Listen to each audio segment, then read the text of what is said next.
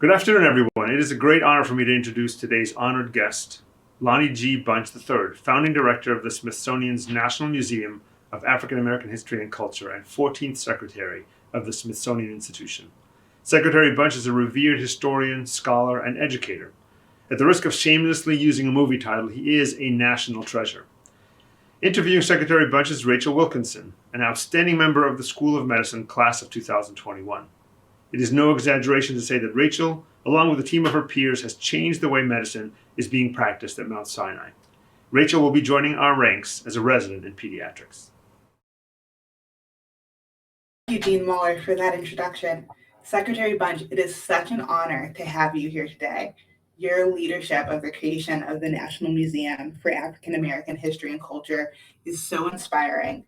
I was actually lucky enough to be living in Washington, D.C. when the museum first opened, and the excitement around D.C. was palpable. So to meet the man behind it all is beyond cool.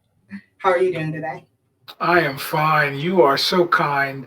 I'm glad that you were able to get into the museum, so therefore you weren't asking me for a ticket, which seems to be the number one thing people do these days. But I am really pleased and honored so much to be part of this conversation with you today. Wonderful. We are delighted to have you. So, I'd like to start this conversation just by asking you who or what first inspired you to pursue a career in history? Well, I was fortunate. I was the son of two teachers, which meant that I understood very early both the importance of education, but also the work it took to gain an education. And I learned so much about discipline, about curiosity, about the power of reading. So basically, I had the strong interest in learning. But what really shaped me being a historian was the world I grew up in. I grew up in a town with very few African Americans, none in my neighborhood. So it meant that there were many times that I would be the only Black person in the room or in a game, and that often there were people who treated me horribly, who drew racial lines, who were very unfair, and others who treated me wonderfully. And I thought, maybe if I understood history of my little town first, and then maybe history generally, I might understand why some people reveled in fairness and some people reveled in hate. So for me, history first became a way to understand myself. But then I really was fascinated by the fact that so many people that I read about were very rarely looked like me. And I thought, I'd really like to learn more, to give voice to the anonymous, to make visible those that are often left out of the narrative of history. So that just got me excited. And I became a denizen of wanting to make sure that people would be remembered more than anything else. Absolutely.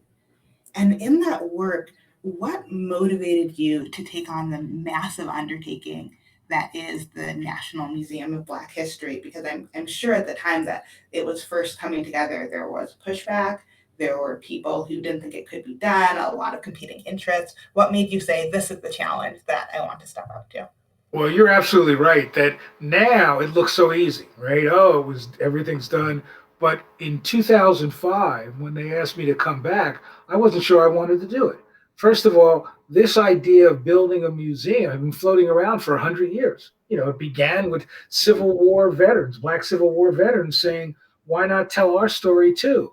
And every generation, there seemed to be an attempt to get Jackie Robinson excited about it and Martin Luther King excited about it, and it never happened. And I remember thinking, do I know how to do this? Can I really make this work? But two things really motivated me. One was I loved being president of the Chicago Historical Society, where I was before I came back. And I realized that running that museum, being one of the few Black people that get to run major cultural institutions in those days, really nurtured my soul. But I realized that if we could build a National Museum of African American History and Culture on the mall as part of the Smithsonian, then that would nurture the souls of all my ancestors. So, in some ways, it was really a desire to make sure that African Americans were seen as not an ancillary story, but a central story to who we are as Americans. And then ultimately, what convinced me was even though when they offered me the job, there was going to be one staff, there was no idea where the museum would be, there was no collections, there was no money. What I realized was that I always had a little chip on my shoulder, a chip to say when people said you can't do something, I touch that chip and say, we can do this. So the fact that there were so many naysayers really motivated me to use my experience at the Smithsonian, to use my experience as a historian, to try to do something that most people didn't believe was possible. So it was a little bit of making the ancestors happy and a little bit of, you think I can't do this? Watch. Yeah. I love that attitude. And I love what you said about it really nurturing the soul because you feel that when you're there in the space. And to have that museum in the National Mall front and center, I think is such a touching experience when you're there. It's so beautiful. And I wonder now, with seeing the finished product and having so many thousands of people enjoy the museum every year, what's the most special part of the museum to you? I think what's special to me is, first of all, watching people come in the museum. You see families with family reunions, they all have the same T-shirt on, or you see people who are a little nervous about coming in, but they all come in and suddenly they look up and they suddenly realize that this is a story that they want to know more about. And so being able to watch people talk, because what happens is that in the museum, we create informal communities, right? There are people who don't know each other, but they'll stand in front of Emmett Till's casket, or they'll stand in front of, Harriet Tubman's hymnal or Chuck Berry's Cadillac. And one person who doesn't know the other person will start talking to each other. And suddenly the conversation would go in places they could never imagine. And so I love watching that. But if you ask me what's my favorite part of the museum, that's almost an unfair question, right? I mean, I love it all. But what I love more than anything else is really helping people walk through the museum and understand how important slavery is to all of us. That it's not just a story of woe is me or pain, it's a story of resiliency. And that I wish that what I hope people come through is that rather than people being ashamed of having enslaved ancestors, I wish people would recognize that I wish we were as strong as our enslaved ancestors. So that notion of watching people go through that discussion, some uncomfortable, some not sure, and all of a sudden coming out recognizing that this is a story that I need to know because these are people whose lives dramatically alter America and whose resiliency is really at the heart of the Black experience. Absolutely.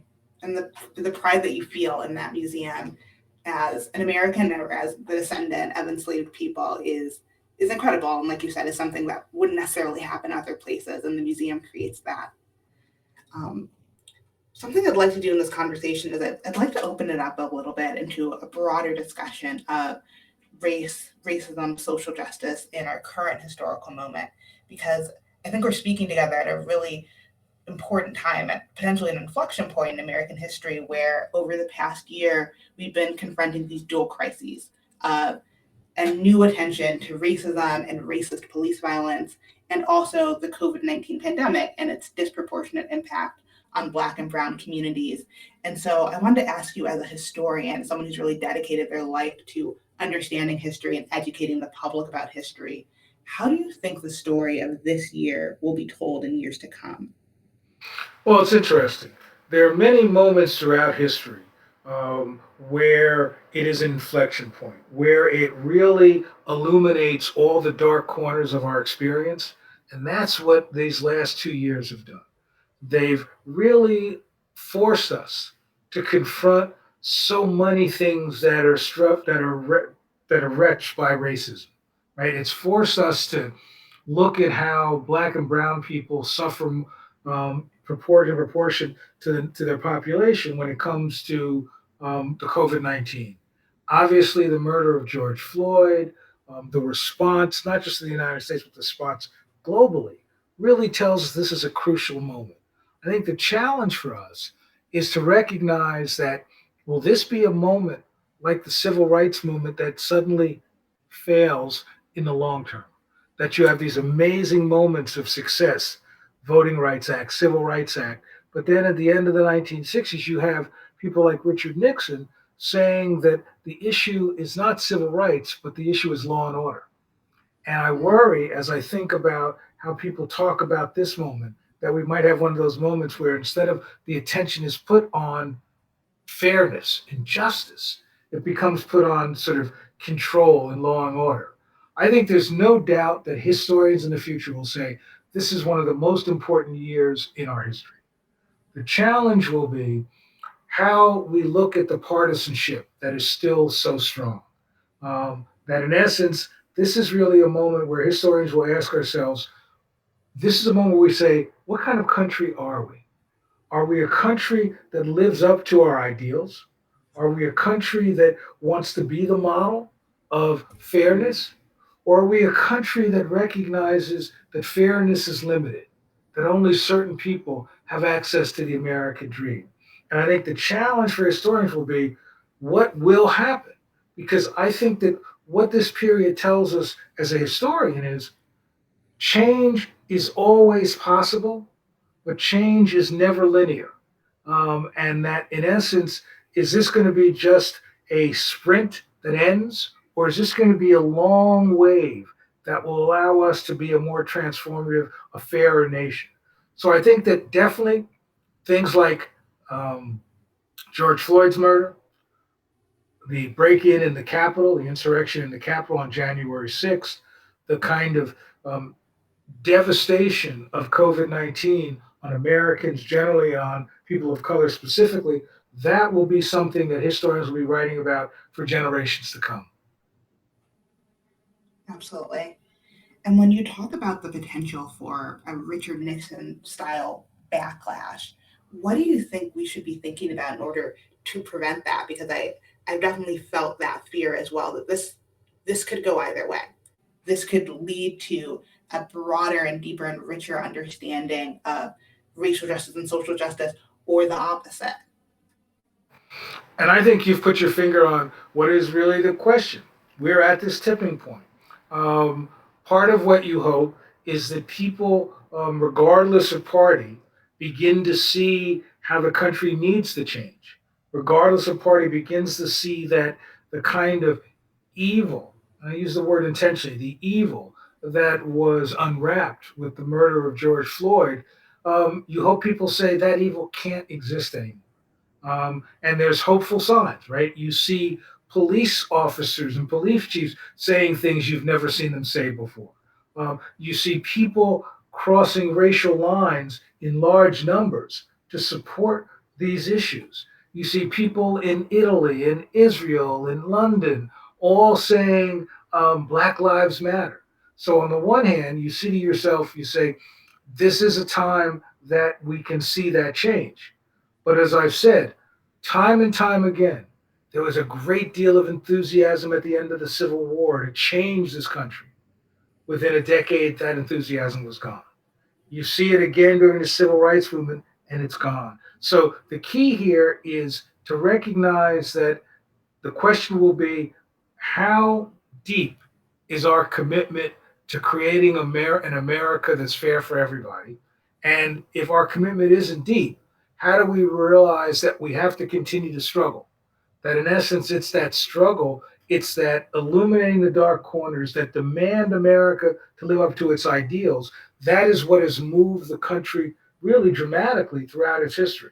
So the key here for me is that even if the movement slows, what you want is people to realize that protest, peaceful protest, is always the highest form of patriotism.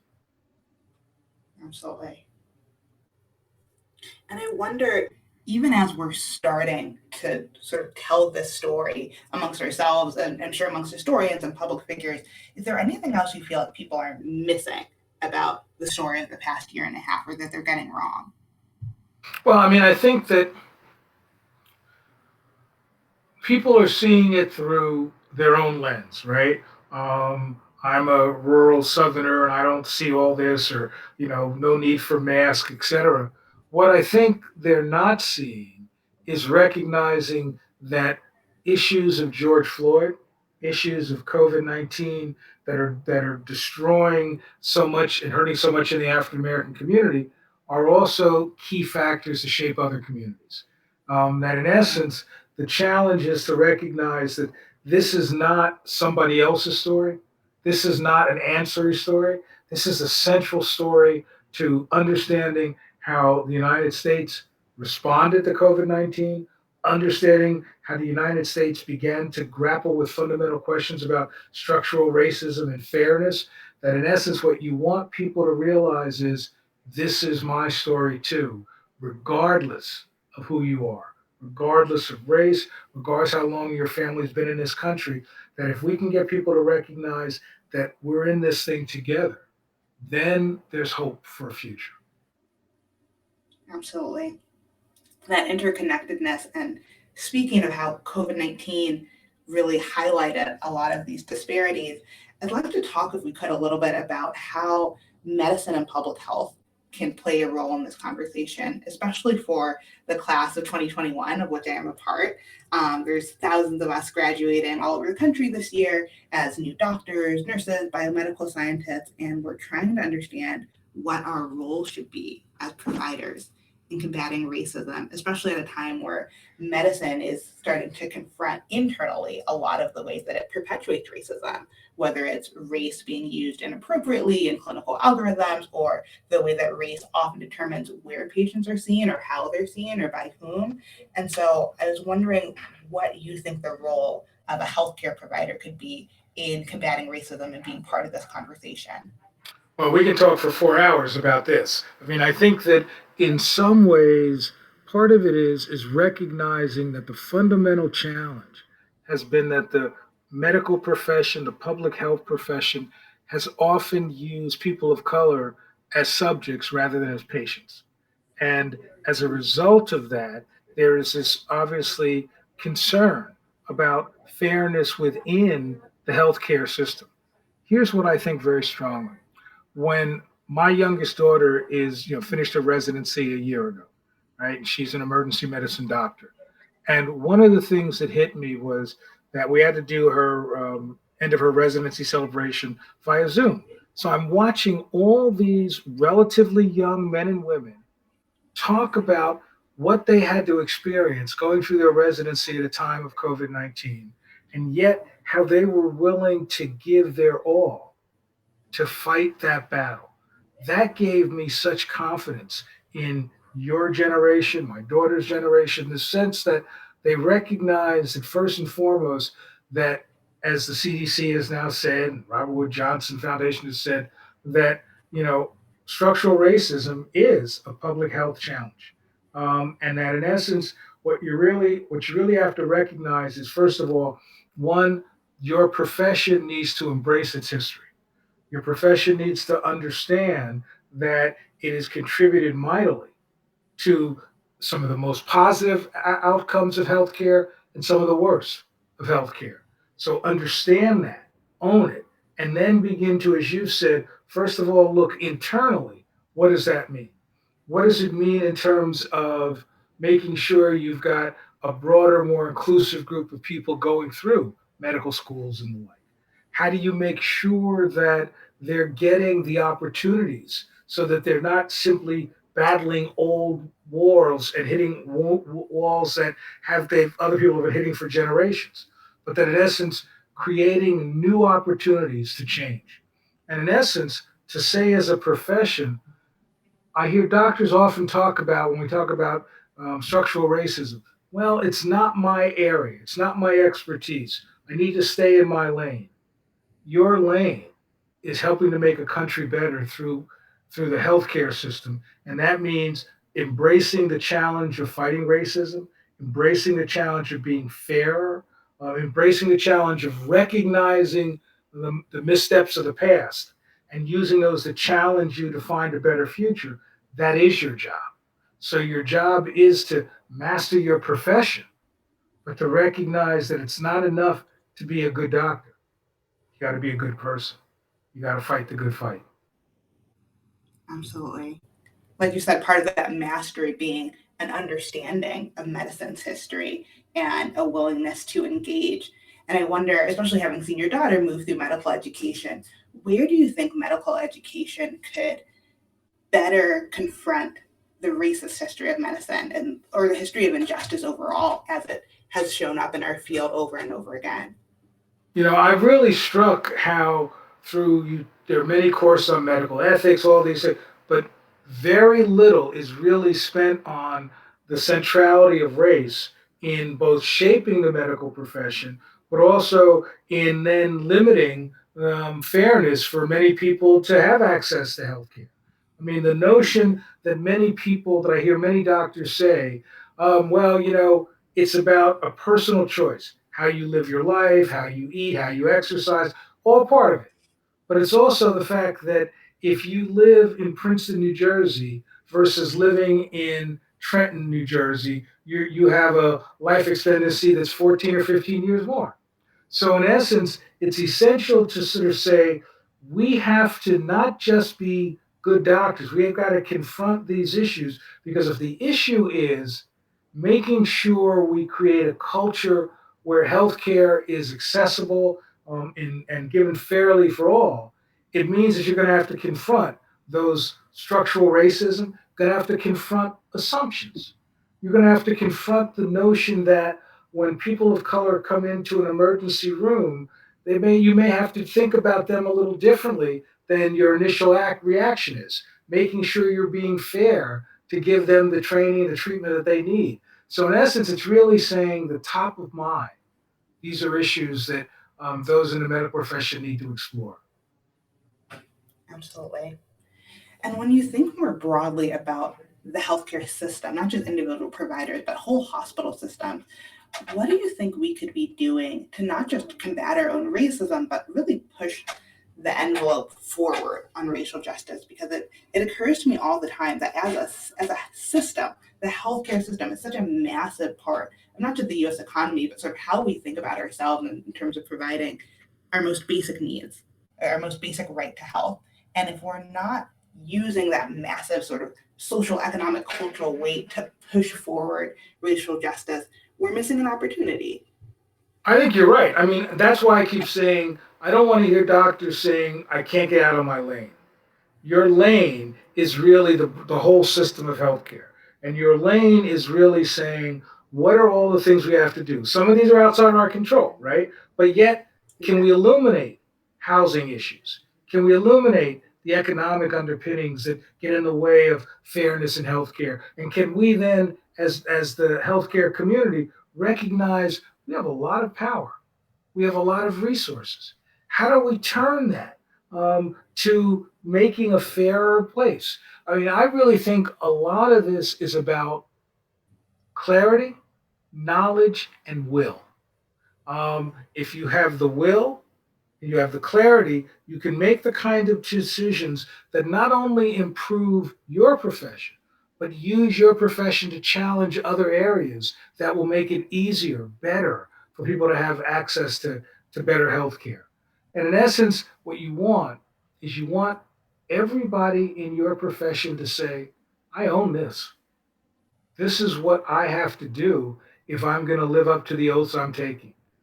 So, in essence, you were saying that this is really a challenge to expand how the profession literally sees itself, but to use its influence to recognize it can help dramatically change a nation for the better. Absolutely.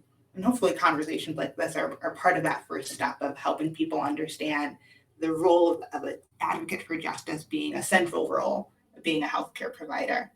Well, I think in some ways, part of it is making sure that these kinds of discussions permeate the entire profession, right? Permeate ethical issues for students, permeate sort of retraining courses for healthcare professionals, but that in essence, what you really want more than anything else is people to put their arm around this and to say, I can't do my job to the best of my abilities if I don't contribute in ways large and small to beginning to open opportunities for fairness, using our influence to illuminate dark corners, and basically demanding that if we're going to be the nation we think we are, then our healthcare systems need to change in profound and fundamental ways and need to be seen as allies in the struggle for fairness.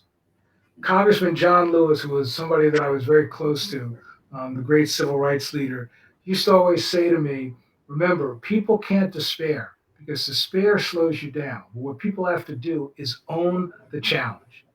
And so I would argue that for the medical profession, it's time to own the challenge. That is so beautifully said. And thinking about John Lewis and just thinking broadly about the long arc of the civil rights movement, in your own lifetime, what are you most proud of in terms of our nation's progress towards racial justice? And what have you been disappointed by?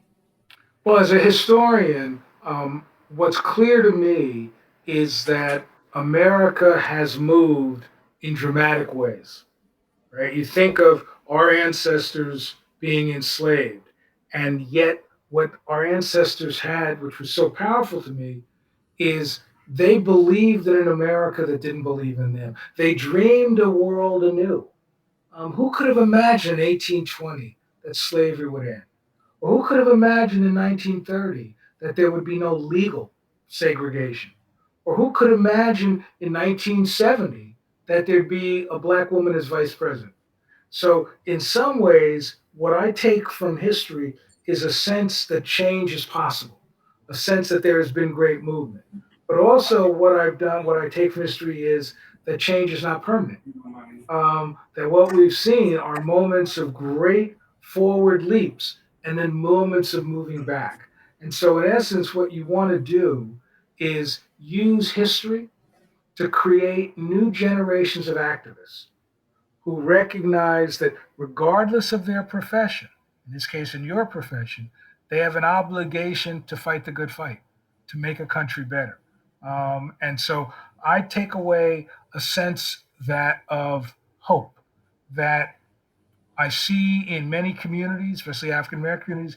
I see a belief that by struggle, sacrifice, sometimes loss of human life, what you see is a change in society. What I worry about is that I was 14 years old, thrown over the hood of a police car, and beaten by police. I'm not 14. I haven't been 14 a long time, yet this is still happening. So what worries me is the fact that the kind of issues that we talk about, violence, fairness, economic opportunity, we seem to be not at the same place, but having the same discussions. So what concerns me most is the belief that some success means success for all. And that's not true. The biggest worry I have is that there are people you can point towards, all races and genders, and say, look at, we now have this woman as the first CEO of a Fortune 500 company, or we have somebody who's the head of the whole Smithsonian who's African American. But in a way, that's only the tip of the iceberg. And so my worry is that we look at individual success rather than look at societal success. So I think it's really important for us to recognize that individual success is key. It's crucial. It's important. But until that success really is something that trickles down throughout the entire community, it really is then just an anomaly, not the way that it should be. Absolutely. I feel like I hear that all the time, sort of people focusing their eyes on individual success as a way of distracting themselves from or intentionally ignoring wider issues of discrimination and mistreatment. And I think especially sometimes in medicine, there can be a feeling of let's just focus on the people who made it. let's pat ourselves on the back for that. And I wonder what we can do to push back against that and say, don't get distracted by, the success of a few when there are still so many that are still trying to climb up this ladder and are having every sort of roadblock thrown in front of them. Exactly. Well, I was struck that when I was in the Millability African American Museum, Barack Obama is elected as president, right? And so the 2 nights after the election, I'm at a dinner party, the only black person there, I think. And somebody says, "Oh, we now have a black president, so therefore you're out of work, right? We don't need to know anything about black history. You don't need to, because basically this means that we're in a post-racial era." And I think that what, as you've said, the key is to recognize that it's incumbent upon us to celebrate every victory we can, but to recognize celebrations of individual victories is really like, having a birthday party for 10 people, but the people outside the house don't reap any of the benefit of it. So the challenge is to say, how do we ensure that the work that we do um, goes beyond individual success and goes beyond individual celebrity, but that in essence recognizes you are only successful if the group of you that is furthest removed from the success is beginning to reap the benefit of that success. If that doesn't happen, then all you're doing is celebrating an individual's life, not a community struggle. Absolutely. And speaking of that, I think that transitions really nicely to one of the topics I wanted to get into today, which is reparations. And I feel like this is a topic that comes back into the national conversation every couple of years and doesn't always feel like we're moving the ball forward in terms of a collective understanding of what reparations could or should look like. And so I just wanted to ask you, as a historian, where do you think the conversation is right now? Reparations is such an interesting subject, right? We've done it periodically in history. There are reparations for Japanese Americans who were interned in the camps during World War II. Um, but I think the challenge is that people make the argument that reparations for Black people, there's no structure to do it. That what is it really? Is it about slavery? Well, then I hear all the time, well, my folks didn't have people enslaved, or my family didn't get here until a generation ago. For me, it's reparations is really a three-tier issue for me. The first tier is just acknowledging this history, acknowledging, for example, that slavery was the economic engine of America, that so much of what became the economic dream, the economic, strength of America started on the backs of the enslaved. Right. So just first beginning to understand that and then acknowledge that is key. Secondly, it strikes me that it's really incumbent to recognize that there are people left behind. And why are those people left behind? Rather than it's their own fault, it's about structural racism, it's about inequality, it's about limited access to education, healthcare, et cetera. So accepting that then there is a connection between that history and where we are today. And then the third piece is really, for me, reparations. I'd rather see reparations be framed around economic opportunity and educational opportunity. How do we ensure that people of color, people on the lower end of the economic scale, get access to education? Can we pay for college? So for me, reparations is less about what an individual is owed or is receiving, but rather how do we use the economic might of a nation to ensure that you've opened the window for more people to get into, whether it's middle class or just get into fairness. And I worry a lot. I'm a kid that, went to graduate school on fellowships and all these things, and I worry about that window closing. And so for me, reparations is how do we prop up that window so that many, many, many more people than ever before get inside rather than be on the outside looking in. Absolutely. And thinking together about what that could look like, it sounds like part of the vision is about educational opportunity and maybe the creation of new educational institutions or more and better supports for our historically Black colleges and university, or more and better support for access to predominantly white institutions. I wonder if you could just speak more to Sure. what we could dream of together. I think it's part of all the above. I really think that historically black colleges and universities are unbelievably important. Not for everybody, but they provide that sort of environment that is both challenging and nurturing. And it provides for many people the kind of foundational life that they'll build on for the rest of their career. So I'd love to see more access to those college universities. And I'd also like to see more support to what was once the thriving industry of medical schools that were on these campuses. And now how few there are. So I'd Right. love to see more support for that. But then I'd like to see more access to so that people who go through college or graduate school or medical school don't have that $500,000 debt hanging over their head. That in some ways, my daughter just sent me this piece today about the amount of debt that people of her generation are carrying. And it seems to me that part of what reparation should be is pay off that debt.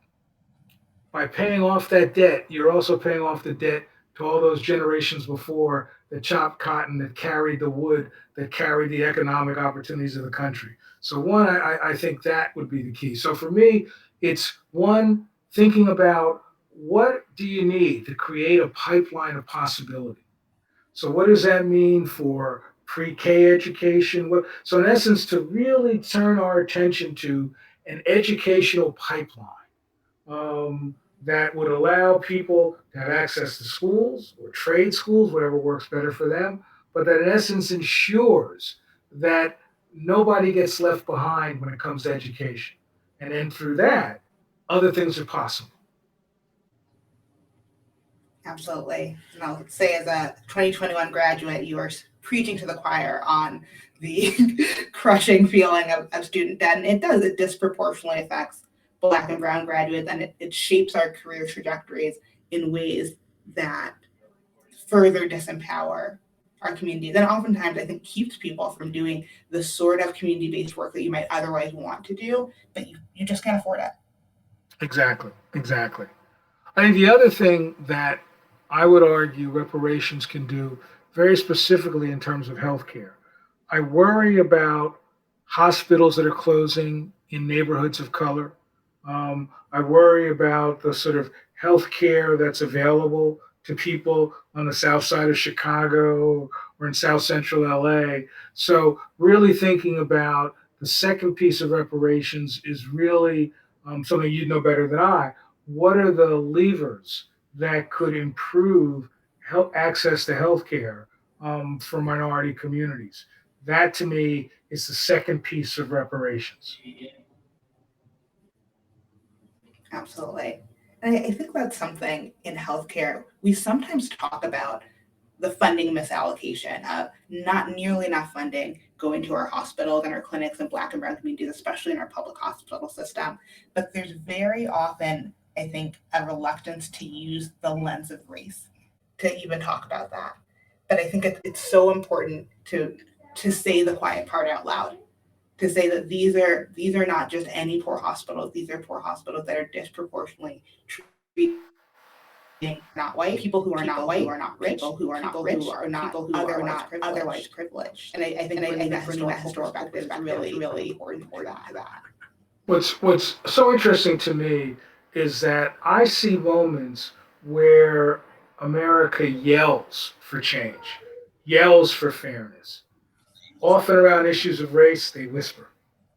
And what I want to see is what's excited me about watching the response globally to Black Lives Matter and the murder of George Floyd. Suddenly, issues that were so important couldn't just be whispered, they were shouted. Now, the challenge is when you shout, what's the plan for the next step?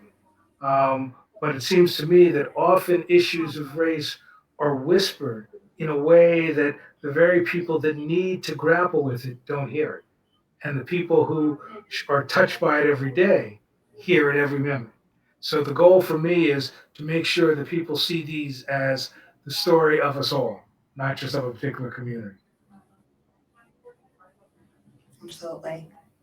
And I wonder as well if you'd be willing to sort of speak to are Black and brown graduates who are entering oftentimes predominantly white fields. And I'm just thinking about your history of moving through the museum space, which at least from the outside seems like a pretty predominantly white space and maybe sometimes a conservative space, and how you can bring this conversation about racial justice to rooms where maybe it's never happened before.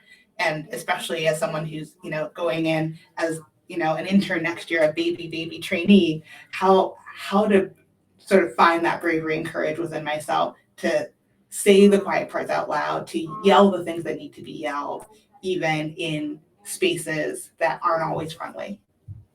You're right. The museum world, I always described it was awash with whiteness, and that in essence, um, most of my career there were very few of us, and especially in leadership positions.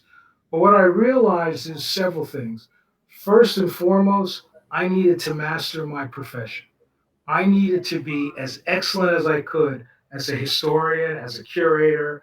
I learned to take on challenges that really stressed me and stretched me, but it really made me stronger. I learned how to run a project in Japan, so I learned more about leadership and international work. So it was one, seizing opportunities to basically challenge myself to learn more. But two, to by demonstrating the ability that you were better than competent, that allowed me to get into certain rooms. And then my notion was once you're in the room, you better speak up. Now, one of the things people of color learn how to do early is how to read a room, right? How to know how to be successful. So basically, you put your skills on. There are times that you build the allies. There were times that beat the table. But I think it's really looking at the fact that one, you want people to have expectations that you don't even have to say anymore. That when you're in a room, you want people to think about issues of race. You want people to think about issues of fairness without you having to carry that burden.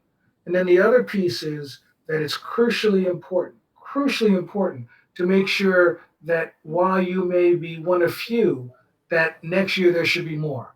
And so there's a real obligation to open doors, to kick down doors, if you will, to help other people as they move up.